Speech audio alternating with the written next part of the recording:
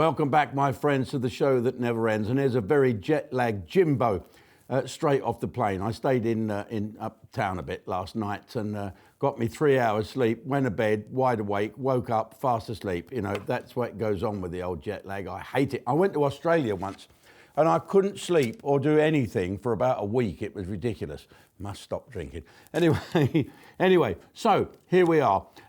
Just a couple of things. First of all, I hope you're taking advantage of the 50% off. For all you people that are not members of Ustream, you just go in and register and you can go to the shop.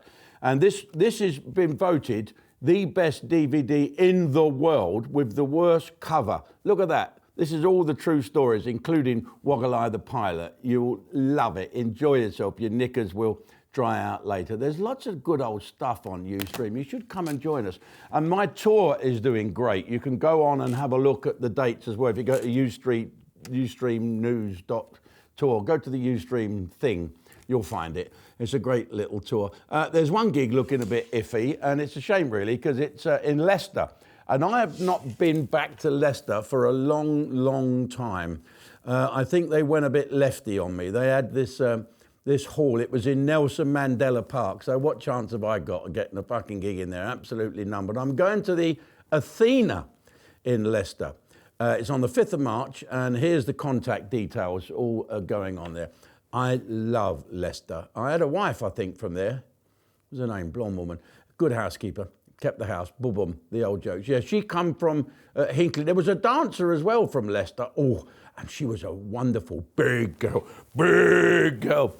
And we called her Leicester because she was from Leicester. She used to sit on my lap when I was in Glasgow doing panto. Oh dear, talk about Jake the Peg with the extra leg. Anyway, let's get on with the old news and stuff that's going on. Seriously, go on the shop and have a look. The reason why we're doing this is not because we're skint, which of course we are, always bloody skint, is the fact that we are moving our studios from Fareham. We're moving to Universal Marina on the site there. So we're going to be Universal Studios. You couldn't make it up. Right, better do some news. Favourite story of the day, right? Yes, half of the Crankies. Yes, Fandavidosi. I love the Crankies. They were just unfollowable. They were the best. I met them a while ago. Again, bumped into them down in Torquay. We're all getting on a bit now, but they're still bloody funny. What a good old blather. Good old bloody blather we have with them two jocks. And so this is a jock as well, Fandavidosi.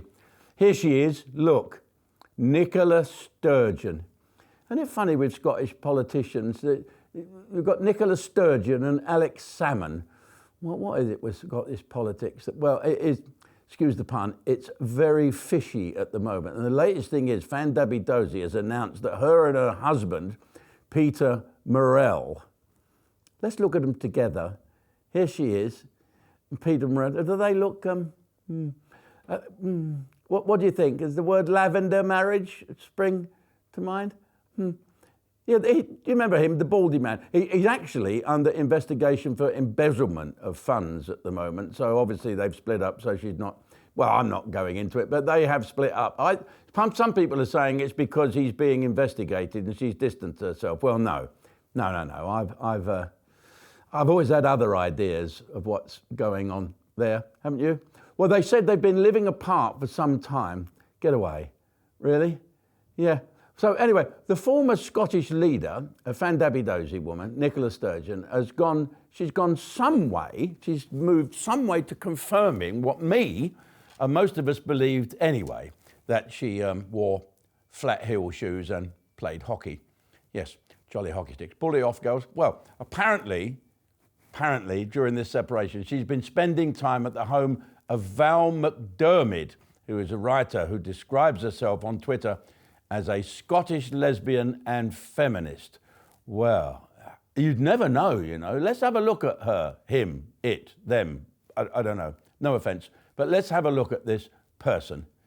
And here is Fandavidosi and Val, good friends, at the LGBTQ IDAFTAFFFUCK Awards. There you go. So what do you think? What conclusion have you come? There was an old saying in the military, in If it looks like shit and smells like shit, there's a good chance of it being shit. Now, I'm not saying these two funny people are remotely anything like shit. It's just an analogy that springs to mind. I can't wait to read her book, can you? Do you know, Scottish, my dad was a jock. He was a Glaswegian soldier. Mum was Irish. Exactly, I left home at 15 and never looked back. So if you look though, Scottish politics is funny, isn't it?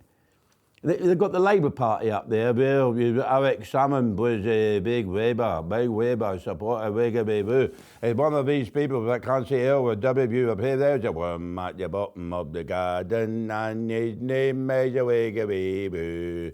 He's got a washy range full of a roof. Anyway, these lefty people want Scottish independence. You'd have thought it would have been the right-wing people that wanted Scottish independence. So all the left-wing people in England don't want English independence. That's down to the right-wing thugs, who, apart from me, who's half Scottish and half Irish, as I said. To be honest with you, I don't give a fuck what Scotland wants to do with itself. If it wants to be independent, I'm not bothered. I don't live there. No. I only work there twice a year. I'm going to Glenrothes this year, which is on the tour dates. Glenrothes. Rothes Hall in Glenrothes. And the Kingdom of Fife. Fife. Everything in Fife is a fucking conspiracy. Conspiracy. Remember that joke, Eddie Melville? How much to have a tooth out? 50 quid. For a tooth? Aye. A big anaesthetic for a tooth. 50 quid. It costs a lot of money. Hey, do half the anaesthetic. You can't do half the anaesthetic. Fucking pain will kill you. Half. 30 quid. How's that half? How much with no anaesthetic? Man, you can't have it done with no anaesthetic. You're fucking mad. All right, no anaesthetic, tooth out, 5 quid. Right, he said, book the wife in Wednesday morning. Right, so here we go, moving on from that dreadful old joke. It's probably on here, that. It's a Eddie Melville joke. Up there in Fife, God bless you, Fifers. So, Meghan Markle and Prince Harry are damned if they do and damned if they don't, aren't they? Apparently they have a new series on Netflix which has been postponed. Yes, they're on Netflix, yes. We turned them down at Ustream. And the launch of their thing postponed to allow them to go to LA and help the poor people that have lost their homes. So all the papers seem to concentrate on celebrity mansions burning down. That's what they want to do. Oh, look, here is this Sylvester. My house is burned down. Adrian, my house is on fucking fire. No, it's all the other people that are there, the poor bastards. You know, the world would be cheering, wouldn't they, when the celebrities, that will fucking learn them to have these big houses and earn all that money. No, but, you know, it's the ordinary people. You know, this has affected the fire, and it's given other similar ordinary people a license to loot and pillage what's left. How can they do that? How can these people go into someone's house that's burnt down and fucking steal things? We've seen the pictures of them, of course. And so they said, anyone who's arrested, I think they've arrested 12 and charged 9 of them, but they said they could face life in prison for looting, and so they fucking should. I'll tell you who should go to prison, the fire chief and the mayor. Really? But then, and the governor. Trump's right, the governor. Someone's got, the buck stops there. But you can't ever go at the fire chief and the mayor. You know why? Because it's Los Angeles and they'll be accused of being sexist. Right. So, the American people have now got the needle about Harry and Meghan Markle are just there to get photographs taken. Well, at least they're there. Now, you know I like Prince Harry, and before you start disliking him even more, don't say it to his face. He's as tough as he really is a tough cookie. Don't you worry about that. I remember once going to Los Angeles with Greg Lake from Emerson, Lake and Palmer, and we had a drive around.